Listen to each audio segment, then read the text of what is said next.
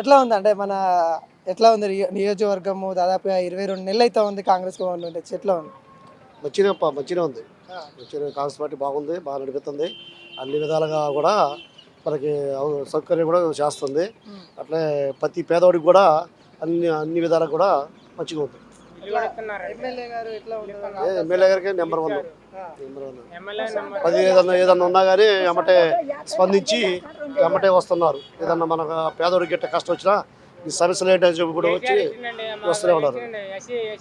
కార్లో ఇచ్చిండు, కుక్కలు ఇచ్చిండు. మాకేమన్నా బీసీకి ఇచ్చిందండి? బీసీకి ఎప్పుడు ఇచ్చిందండి కేసీఆర్? కుక్కలేన్లు, కార్లు, బస్సులు, ఆర్టీసీ బస్సులు ఇచ్చిందండి. మాకేమి ఇచ్చారండి? మాకేమి సంక్షేమ కార్యక్రమాలు ఏమవుతున్నాయి? డబుల్ బెడ్రూమ్లు కావండి, సంక్షేమ కార్యక్రమాలు ఇప్పుడు ఇంధనం ఇళ్ళు ఇచ్చారు. అట్లే ఇప్పుడు ప్రతి పేదోడికి కూడా రేషన్ బియ్యం, సన్న బియ్యం ఇస్తుంది.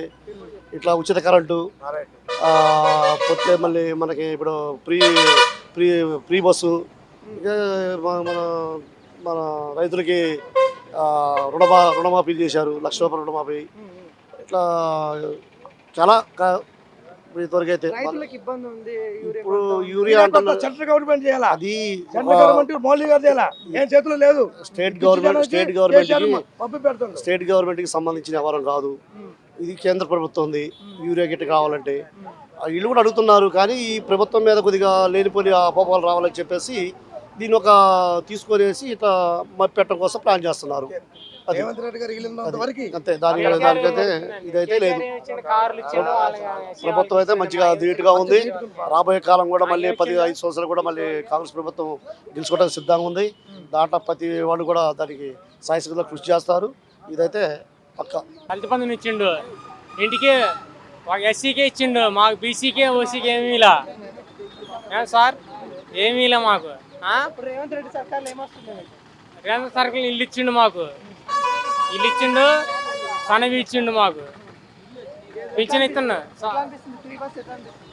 మంచి సౌకర్యంగా అనిపిస్తుంది సార్ మాకు. అది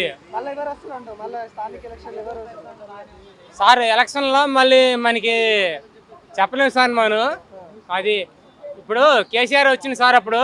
ఇప్పుడు ఎస్సీ వాళ్ళకే కార్లు, కుక్కలు, మిషన్లు ఇచ్చింది సారు. ఇప్పుడు ఎస్సీ బీసీ అనేది ఎవరికి ఇలా ఆర్టీ బస్సులు కూడా ఇచ్చింది సార్ వాళ్ళకి.